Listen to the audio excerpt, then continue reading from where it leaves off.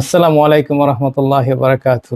প্রিয় দর্শক এবং শ্রোতা, আজ ৩রা মার্চ, ওয়ার্ল্ড হিয়ারিং ডে, বিশ্ব শ্রবণ দিবস।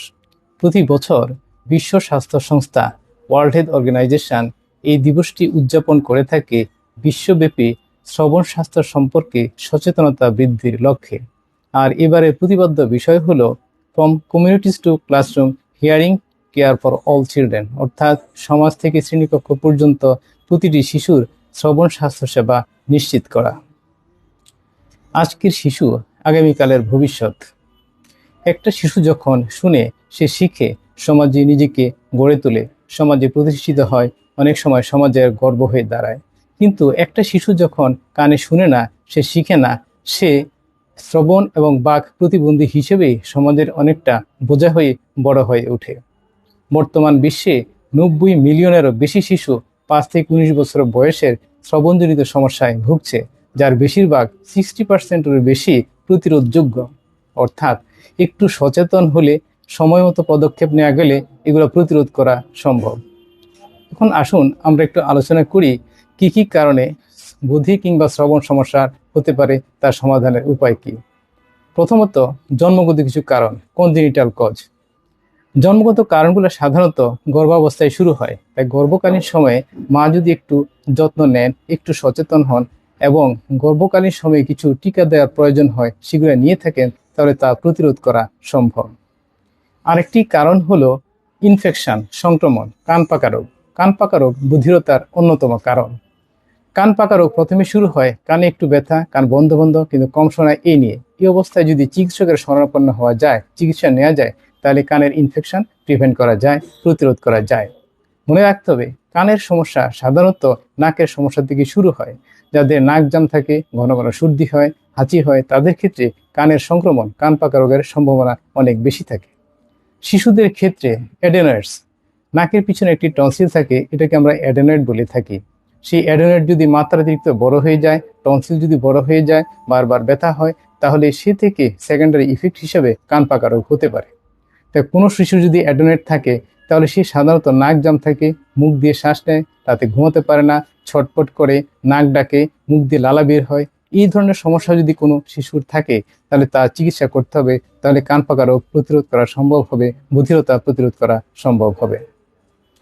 বধিরতার অন্যতম আরেকটি কারণ হলো কিছু ওষুধের পার্শ্ব প্রতিক্রিয়া। কিছু ওষুধের পার্শ্ব প্রতিক্রিয়াও কানে কম শুনতে পারে এবং বধির হতে পারে। সেই ওষুধগুলোর মধ্যে রয়েছে কিছু অ্যান্টিবায়োটিক, যেমন অ্যামিনোগ্লাইকোসাইড গ্রুপের অ্যান্টিবায়োটিক, জেন্টামাইসিন, নিউমাইসিন, স্টেপ্টোমাইসিন। আবার কিছু প্রেশারের ওষুধ, বিশেষ করে শরীর থেকে পানি কমানোর জন্য আমরা কিছু ওষুধ দিয়ে থাকি, যেমন ফ্লুসেমাইড, সেটার পার্শ্ব প্রতিক্রিয়াও শ্রবণ শক্তি কমে যেতে পারে। তাছাড়া রয়েছে কিছু অ্যান্টি ক্যান্সার ড্রাগ, কিছু অ্যান্টিম্যালেরিয়াল ড্রাগ, সেগুলোর পার্শ্ব প্রতিক্রিয়াও শ্রবণ শক্তি কমে যেতে পারে।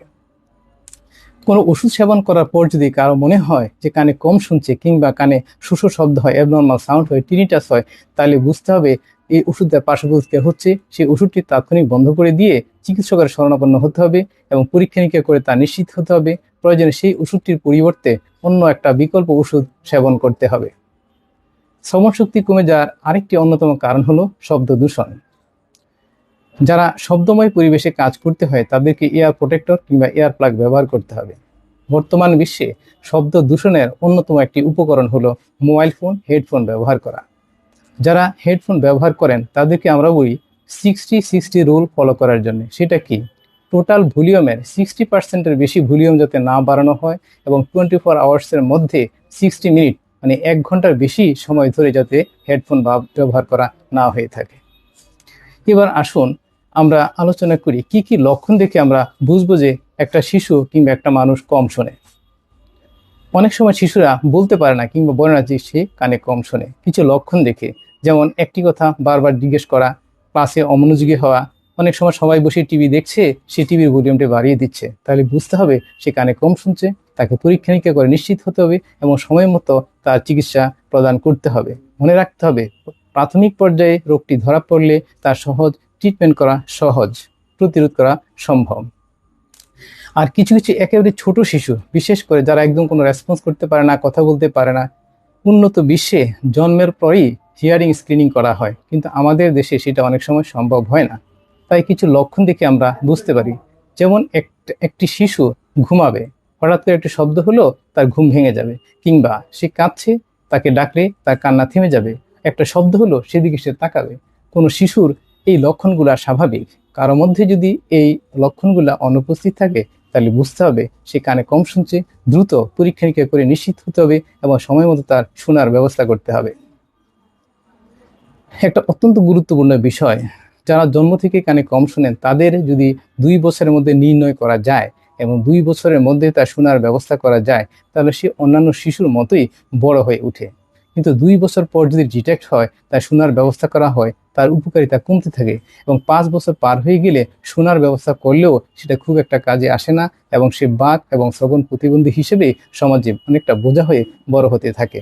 তাই জন্মের পরই খেয়াল রাখতে হবে কোনো কিছুর মধ্যে এই লক্ষণ, কোনো শিশুর মধ্যে এই লক্ষণগুলো আছে কিনা। প্রাথমিক পর্যায়ে তা নির্ণয় করা গেলে, শোনার ব্যবস্থা করলে সে স্বাভাবিক থাকবে। প্রিয় দর্শক এবং শ্রোতা, আজকের এই বিশ্ব শ্রবণ দিবসে আমরা একটু চিন্তা ভাবনা করে দেখি কিভাবে বধিরতা প্রতিরোধ করা যায়। কানে কম শোনার জন্য, বধিরতার জন্য যে সমস্ত চিকিৎসা উন্নত বিশ্বে রয়েছে তার প্রতিটি আমাদের বাংলাদেশে রয়েছে। তাই সময় মতো যদি রোগ নির্ণয় করা সম্ভব হয়, তা প্রতিরোধ করাও সম্ভব হবে। বধিরতা প্রতিরোধ করা শুধুমাত্র চিকিৎসকের পক্ষে সম্ভব নয়, সবাইকে সম্মিলিতভাবে এগিয়ে আসতে হবে। বিশেষ করে অভিভাবক, স্কুলের শিক্ষক, মাদ্রাসার শিক্ষক, মসজিদের ইমাম, অন্যান্য ধর্মীয় গুরু, সমাজকর্মী, স্বাস্থ্যকর্মী, সরকারি স্বাস্থ্য ব্যবস্থাপনা, চিকিৎসক সবাইকে একত্রে যদি এগিয়ে আসে, তবেই তা প্রতিরোধ করা সম্ভব হবে। আজকের এই দিনে আমরা একটা লক্ষ্য স্থির করি, যেন আগামী দিনের একটা শিশুও বাক ও শ্রবণ প্রতিবন্ধী হিসাবে নীরবতার আধারে হারিয়ে না যায়। আপনারা ভালো থাকুন, সুস্থ থাকুন। আসসালামু আলাইকুম ওয়া রাহমাতুল্লাহি ওয়া বারাকাতুহু।